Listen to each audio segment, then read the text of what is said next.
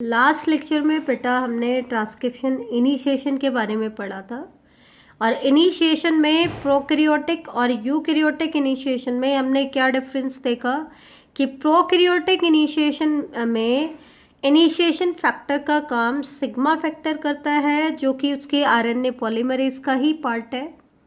लेकिन यूकैरियोट में जो ट्रांसक्रिप्शन आरएनए पॉलीमरेज करता है उसके अंदर सिग्मा फैक्टर नहीं होता है, उसमें सिग्मा फैक्टर एब्सेंट होता है, उसकी सब यूनिट अलग टाइप की होती है। आगे मैं आपको डिटेल में बताऊंगी। तो यूकैरियोट में इनिशिएशन फैक्टर का काम सिग्मा फैक्टर नहीं करता है, कोई और फैक्टर होता है। तो ये डिफरेंस होता है वहाँ पे। अब हम बात कर लेते हैं इलोंगेशन की। तो इलोंगेशन में एक ही डिफरेंस आता है। क्या हमने क्या कहा था स्टार्टिंग में कि जो इनिशिएशन फैक्टर होता है और इलोंगेशन फैक्टर होता है वो आरएनए पॉलीमरेज को की स्पेसिफिसिटी को चेंज करता है। वो क्या करता है? आरएनए पॉलीमरेज की स्पेसिफिसिटी को चेंज कर देता है। कैसे? अगर आरएनए पॉलीमरेज के साथ इनिशिएशन फैक्टर बाइंड करे तो वो इनिशिएशन कराएगा, टर्मिनेशन फैक्टर बाइंड करे तो वो टर्मिनेशन कराएगा, और कोई फैक्टर बाइंड ना करे तब वो अकेला तो सिर्फ क्या करा सकता है? इलोंगेशन करा सकता है। अब हमारा इनिशिएशन का काम कंप्लीट हो गया है, ठीक है। अब हमें क्या कराना है? इलोंगेशन कराना है। दैट मीन्स अब हमें इनिशिएशन फैक्टर की कोई ज़रूरत नहीं है, ठीक है। तो ये डिफरेंस है, ठीक है। इनिशिएशन और इलोंगेशन में यही डिफरेंस होता है कि इनिशिएशन फैक्टर जो बाइंड किया था अब वो क्या हो जाएगा? रिलीज हो जाएगा। तो प्रोकैरियोट के केस में तो इनिशिएशन फैक्टर क्या था? सिग्मा फैक्टर था। तो यहाँ पर तो हम मेंशन करेंगे डायग्राम में कि initiation factor sigma gate released, sigma factor क्या हो जाएगा? रिलीज हो जाएगा। अब क्योंकि यूकैरियोट के केस में आरएनए पॉलीमरेज का काम, आरएनए पॉलीमरेज जो होता है उसके अंदर सिग्मा फैक्टर तो होता नहीं है, तो हम वहाँ पर नहीं लिखेंगे कि सिग्मा फैक्टर गेट रिलीज, लेकिन हम प्रोकैरियोट में मेंशन करते हैं क्योंकि उनका इनिशिएशन फैक्टर क्या होता है? सिग्मा फैक्टर होता है, ठीक है। तो इसके केस में क्या होगा? अब आरएनए पॉलीमरेज प्रोकैरियोट में तो हम लिखेंगे without sigma factor. Without sigma factor क्यों? क्योंकि हमने क्या कहा था? सिग्मा फैक्टर इसी की एक सब यूनिट है। तो सिग्मा फैक्टर तो किसका काम कर रही थी? इनिशिएशन का। अब उसको हमने रिलीज कर दिया, तो बाकी जो आरएनए पॉलीमरेज बचा है जिसमें सिग्मा फैक्टर नहीं है, एट कॉन्टिन्यू एलोंगेशन, अब वो क्या करेगा? एलोंगेशन स्टार्ट कर देगा। लेकिन ध्यान रखना यहाँ पर एलोंगेशन कौन करा रहा है? वो आरएनए पॉलीमरेज जिसमें अब सिग्मा फैक्टर नहीं है। डिटेल में मैं आपको बताऊंगी कि इसको हम क्या बोलेंगे। इसके अंदर हम वर्ड यूज़ करते हैं, एक्चुअल में क्या होता है यहीं पे बता देती हूँ। आरएनए पॉलीमरेज जो होता है प्रोकैरियोट में, उसमें कंप्लीट एंजाइम को तो हम कहते हैं होलो एंजाइम। होलो एंजाइम किस किस से मिलकर के बना है? सिग्मा फैक्टर प्लस में कोर एंजाइम से मिलकर के बना है। इसका मतलब जब तक हम इनिशिएशन कर रहे थे तो इनिशिएशन का काम तो पूरा होलो एंजाइम कर रहा था। क्यों? क्योंकि उसमें आरएनए पॉलीमरेज भी चाहिए मेल्टिंग के लिए और साथ में सिग्मा फैक्टर भी चाहिएगा इनिशिएशन करने के लिए। क्योंकि इनिशिएशन कौन कराएगा? इनिशिएशन फैक्टर ही कराएगा। ये आरएनए पॉलीमरेज की हेल्प करेगा प्रोमोटर रीजन को रिकॉग्नाइज करने में। लेकिन जैसे ही इनिशिएशन खत्म हुआ सिग्मा फैक्टर रिलीज हो गया। अब सिग्मा फैक्टर रिलीज हो गया तो पीछे क्या बचा? Core enzyme. कोर एंजाइम क्या है तो आरएनए पॉलीमरेज ही, लेकिन डिफरेंस क्या है? Without sigma factor. तो इसका मतलब इलोंगेशन कौन कराएगा? कोर एंजाइम कराएगा। जबकि इनिशिएशन में जो आरएनए पॉलीमरेज आ रहा था वो कौन सा था? Holo enzyme. होलो एंजाइम मतलब जिसमें सिग्मा फैक्टर इंक्लूडेड था, और कोर एंजाइम मतलब RNA polymerase without sigma factor. तो ये डिफरेंस यहाँ पे आता है। हालांकि इलोंगेशन में होता क्या है, ये प्रोकैरियोट यूकैरियोट दोनों में सेम है कि जो छोटा सा आरएनए स्ट्रेच इनिशिएशन के दौरान बना था, अब उस आरएनए स्ट्रेच को पूरा बनाना है। क्या बनाना है? पूरा बनाना है। कब तक बनाना है? जब तक कि टर्मिनेटर रीजन नहीं आ जाए। डीएनए में जहां तक टर्मिनेटर रीजन नहीं आ जाए, वहां कॉम्प्लीमेंट्री रूल के अकॉर्डिंग हमें आरएनए के छोटे से स्ट्रेच को इलोंगेट करते जाना है, ताकि पूरा का पूरा आपका आरएनए स्ट्रेच बन जाए। ठीक है, ठीक है। हालांकि एक चीज ध्यान रखना, इसका जो आरएनए पॉलीमरेज एंजाइम होगा वो पूरे आरएनए के साथ बाइंड नहीं करेगा बेटा। आरएनए पॉलीमरेज मतलब जो ये कोर एंजाइम है, ये सिर्फ आरएनए के एक छोटे से पार्ट से ही बाइंड रहता है। डायग्रामेटिकली भी मैं आपको दिखा दूंगी इसको। अभी एक बार यूकैरियोट में देख लेते हैं। इसमें क्योंकि सिग्मा फैक्टर तो है नहीं, तो हम ये पॉइंट नहीं लिखेंगे कि सिग्मा फैक्टर गेट रिलीज। हम सीधा क्या लिख देंगे? RNA polymerase continue the polymerization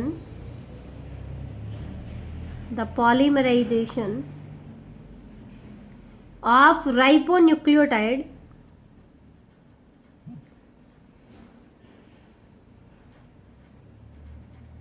to form RNA।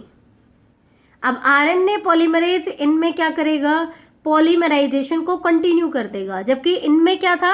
RNA polymerase without sigma factor continue elongation. और इसमें सिंपली क्या लिखेंगे? RNA polymerase continue the polymerization. ठीक है, बाकी पॉइंट सेम है। यहाँ पर भी हम क्या लिखेंगे कि only a small stretch of RNA is attach to RNA polymerase. ठीक है, एक छोटा सा स्ट्रेच ही आरएनए का किससे अटैच होता है?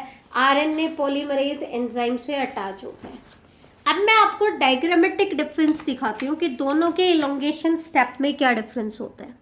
सबसे पहले प्रोकैरियोटिक इलोंगेशन की बात करें तो देखो, पहले प्रोमोटर रीजन हमने यहाँ दिखाया था, तो अब यहीं पर आप नहीं दिखा सकते हो। क्यों? क्योंकि हमने ट्रांसक्रिप्शन करा दिया है। इलोंगेशन आप कर रहे हो तो आप आरएनए को इलोंगेट करके दिखा रहे हो। दैट मीन्स आपका टेम्पलेट जो है वो कॉपी होता जा रहा है। और यहाँ पे आप दिखा रहे हो टर्मिनेटर। ध्यान रखना, किसी भी स्टैंड पे आप टर्मिनेटर मेंशन नहीं कर सकते हो। जैसे मैं यहाँ पे टर्मिनेटर नहीं दिखा सकती हूँ। क्यों? क्योंकि आपको पोलैरिटी का ध्यान रखना पड़ेगा। कैसे?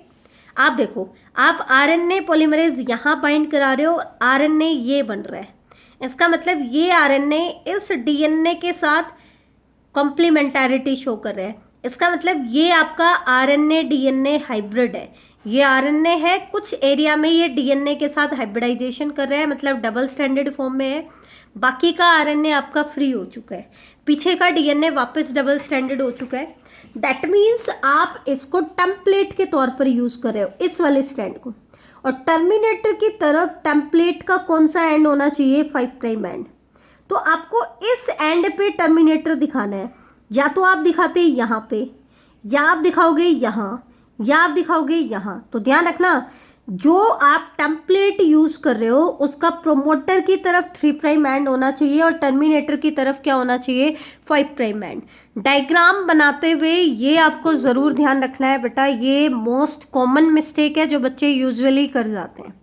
ठीक है, दूसरी चीज़ आपको क्या ध्यान रखनी है, क्योंकि प्रोकैरियोट में सिग्मा फैक्टर इनिशिएशन फैक्टर का काम करते हैं। तो जब आप इलोंगेशन स्टेप दिखाओगे ना, तो सिग्मा फैक्टर को रिलीज दिखाओगे। इस आरएनए पॉलीमरेज में हमने सिग्मा फैक्टर नहीं दिखाया, तो ये चीज़ आपको ध्यान रखना है। यूकैरियोट में हम इस तरीके से सिग्मा फैक्टर को रिलीज होते हुए नहीं दिखाते हैं। क्यों? क्योंकि वहाँ पे सिग्मा फैक्टर होता ही नहीं है। ठीक है, तो ध्यान देना, ये आपका आरएनए है सिंगल स्ट्रैंडेड, यहाँ पे इसने डीएनए के साथ हाइब्रिडाइजेशन किया हुआ है। इसका एक छोटा सा पार्ट आरएनए पॉलीमरेज के साथ बाइंड है, लेकिन इस आरएनए पॉलीमरेज का अब सिग्मा फैक्टर हिस्सा नहीं है। और ये कहाँ तक पॉलीमराइजेशन करेगा? जब तक कि टर्मिनेटर रीजन नहीं आ जाता, मतलब और फर्दर इलोंगेट करेगा। हमने बीच की इंटरमीडिएट स्टेज को रिप्रेजेंट किया है। अब मैं आपको दिखा देती हूँ यूकैरियोटिक इलोंगेशन कैसे डिफर करते हैं। तो देखो, जहाँ तक मैंने बताया था, एक चीज़ और ध्यान रखना, अब हमने यहाँ पर प्रोमोटर दिखाया था इस एंड की तरफ, राइट एंड की तरफ हम टर्मिनेटर दिखा रहे हैं। तो सबसे मेन चीज क्या कि हम इस वाले स्टैंड को टेम्पलेट मान रहे हैं। ये तो डायग्राम में हमें साफ साफ दिख रहा है। इसका मतलब इस तरफ इस स्टैंड का टर्मिनेटर होना चाहिए, तो टर्मिनेटर का इस तरफ, टर्मिनेटर की तरफ टेम्पलेट का कौन सा एंड होना चाहिए बेटा? 5 प्राइम एंड होना चाहिए। देखो मैंने डायग्राम में गलत बनाया हुआ, ध्यान से देखना। टर्मिनेटर की तरफ टेम्पलेट का कौन सा एंड होना चाहिए? 5 प्राइम एंड होना चाहिए। ये आपकी टेम्पलेट है, तो टेम्पलेट का टर्मिनेटर की तरफ कौन सा एंड होना चाहिए? 5 प्राइम एंड। ये चीज़ आपको ध्यान रखनी है। ये मैंने इसीलिए आपकी यहाँ पे रिप्रेजेंट किया था ताकि आप ध्यान रखें इस चीज़ को बनाते हुए। बिल्कुल आप बेटा ध्यान रखें भी, ठीक है। तो ध्यान से देखना, इस तरफ इसका 5 प्राइम एंड होगा और दूसरी तरफ क्या होगा बेटा? 3 प्राइम एंड। इसको आप ध्यान से रखें, नहीं बेटा गलती होने के पूरे पूरे चांसेस है। देखो मैंने भी गलती कर दी है, तो ध्यान से देखना। जिसको आप टेम्पलेट के तौर पर यूज़ कर रहे हो उसका आपका प्रोमोटर की तरफ 3 प्राइम एंड होना चाहिए और टर्मिनेटर की तरफ क्या होना चाहिए? 5 प्राइम एंड। ये पोलैरिटी का आपको ज़रूर ध्यान रखना है बेटा। ये चीज़ आप बिल्कुल बेटा ध्यान रखें भी। और अगर मैंने आपको नोट्स सेंड कर दिए हैं तो उसमें भी ये करेक्शन ध्यान से करना। दूसरा क्या डिफरेंस है इसमें वो और मैं आपको बता देती हूँ। इसके केस में जो आप आरएनए बना रहे हो उसमें मैंने alternate dark and light patches बनाए। ये डार्क और लाइट पैचेस मैंने क्यों बनाए? क्योंकि यूकैरियोट में टर्मिनेशन से जो आरएनए बनेगा वो प्री मैच्योर होगा, उसको हम बोलेंगे प्राइमरी आरएनए ट्रांसक्रिप्ट। क्यों बोलेंगे? क्योंकि उसमें एक्सोन के साथ साथ बीच बीच में इंटरविनिंग डीएनए सीक्वेंसेस हैं जिनको हम कह रहे हैं इंट्रोन। जबकि प्रोकैरियोट में आपने पूरा आरएनए एक जैसा दिखाया है क्योंकि उनके केस में स्प्लिट जीन अरेंजमेंट नहीं होती है। यूकैरियोट के केस में क्या होती है? स्प्लिट जीन अरेंजमेंट होती है बेटा। तो ये चीज़ आप ध्यान रखना, ये चीज़ इंपॉर्टेंट है, ठीक है। तो ये चीज़ समझ आई तुम्हें? अब हम प्रोकैरियोट की ट्रांसक्रिप्शन में लास्ट स्टेप देख लेते हैं, दैट इज टर्मिनेशन। टर्मिनेशन में प्रोकैरियोट और यूकैरियोट में कोई डिफरेंस नहीं है, बिल्कुल सेम डिटो सेम जाते हैं, ठीक है। कैसे? सबसे पहली चीज तो टर्मिनेशन कब होगा? जब आरएनए पॉलीमरेज कहाँ पहुंच जाएगा? टर्मिनेटर रीजन पे पहुंच जाएगा। क्योंकि टर्मिनेशन कहाँ पे होगा? जब टर्मिनेटर रीजन आ जाएगा। तो जब आपका आरएनए पॉलीमरेज टर्मिनेटर रीजन पे पहुंच जाता है तो आपका टर्मिनेशन होगा। कैसे होगा? पहले तो आपका क्या बन रहा था? डीएनए आरएनए हाइब्रिड बन रहा था। ये आपका आरएनए पॉलीमरेज था, ये आरएनए था, यहाँ पे ये आरएनए डीएनए हाइब्रिड है क्योंकि आरएनए ये है, ये डीएनए है। तो यहाँ पे कुछ एंड तक तो दोनों डबल स्टैंडर्ड है, बाकी का पीछे का एंड फ्री होता जाता है, ठीक है। तो सबसे पहले क्या होता है? नेसेंट जो आरएनए है फॉल ऑफ। फॉल ऑफ मतलब सबसे पहले आरएनए यहाँ से रिलीज हो जाएगा। आरएनए रिलीज हो गया तो डीएनए आरएनए हाइब्रिड टूट गया, तो डीएनए क्या हो गया? फ्री हो गया। फ्री हो गया तो डीएनए फिर से क्या हो जाएगा? डबल स्टैंडर्ड हो जाएगा, ठीक है। और जैसे ही आरएनए रिलीज होगा, ये आरएनए पॉलीमरेज किसके साथ अटैच था? आरएनए के एक एंड के ऊपर अटैच था, तो ये आरएनए पॉलीमरेज भी रिलीज हो जाएगा। तो आरएनए पॉलीमरेज रिलीज हो गया, RNA nascent RNA fall of और डीएनए दोबारा से डबल स्टैंडर्ड हो जाएगा। क्या हो जाएगा? डबल स्टैंडर्ड हो जाएगा। तो ये चीज़ आप ध्यान रखना। क्या बोला मैंने? जैसे ही आरएनए पॉलीमरेज टर्मिनेशन रीजन पे पहुंच जाता है तो सबसे पहले नेसेंट आरएनए फॉल ऑफ, ठीक है। जैसे ही नेसेंट आरएनए फॉल ऑफ होगा, आरएनए पॉलीमरेज ऑल्सो फ्री हो जाएगा। जैसे ही आरएनए पॉलीमरेज फ्री होगा तो डीएनए फिर से कैसा हो जाएगा? Double standard. लेकिन ये टर्मिनेशन कराएगा कौन? ये टर्मिनेशन कराएगा टर्मिनेशन फैक्टर रो।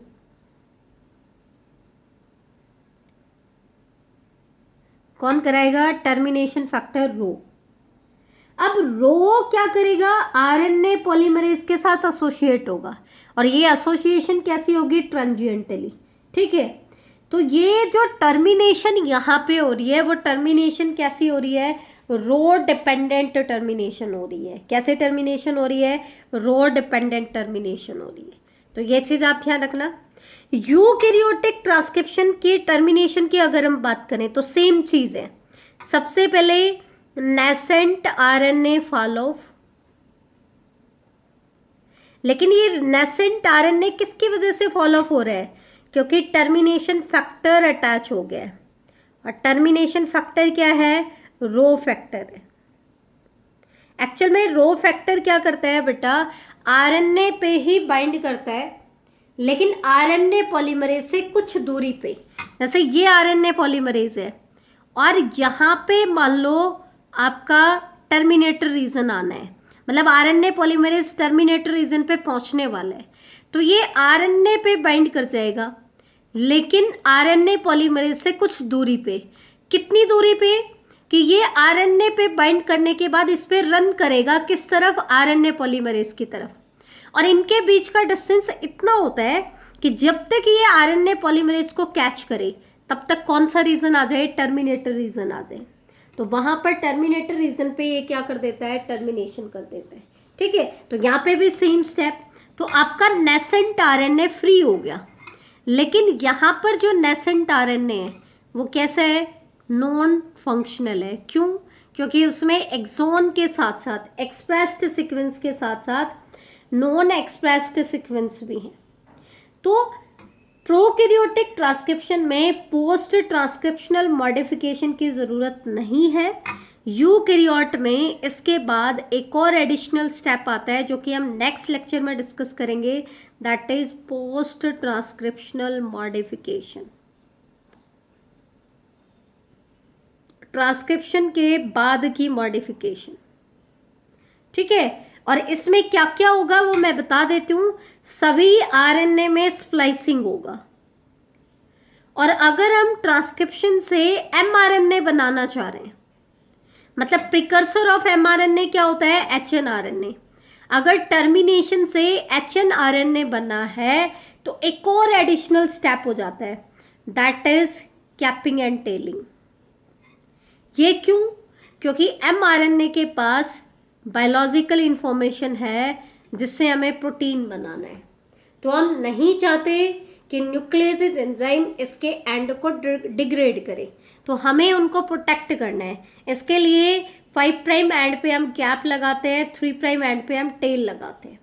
तो ये एडिशनल स्टेप सिर्फ एक ही आरएनए में होता है। टर्मिनेशन की बात करें तो एचएनआरएनए, और मैच्योर की बात करें तो हमें अगर एमआरएनए बनाना है तो 4 स्टेप इसमें पोस्ट ट्रांसक्रिप्शनल मॉडिफिकेशन में 2 स्टेप हो जाएंगे। लेकिन एमआरएनए एचएनआरएनए की बजाय कोई और आरएनए है तो सिर्फ एक ही स्टेप होता है, दैट इज स्प्लाइसिंग। अब ये स्टेप क्या होते हैं ये हम आगे डिस्कस करेंगे, लेकिन बेटा ध्यान रखना यहाँ पर टर्मिनेशन से जो आरएनए बन रहा है वो फंक्शनल आरएनए होगा, यहाँ टर्मिनेशन से जो आरएनए बन रहा है वो नॉन फंक्शनल होगा, उसको हम बोलेंगे प्राइमरी ट्रांसक्रिप्ट। अगर कोई आपसे पूछ ले प्राइमरी ट्रांसक्रिप्ट क्या है तो आप कहोगे यूकैरियोटिक ट्रांसक्रिप्शन में टर्मिनेशन से जो non functional pre mature RNA बन रहा है उसको हम क्या बोलेंगे, प्राइमरी ट्रांसक्रिप्ट। ठीक है, तो ये था आपका आज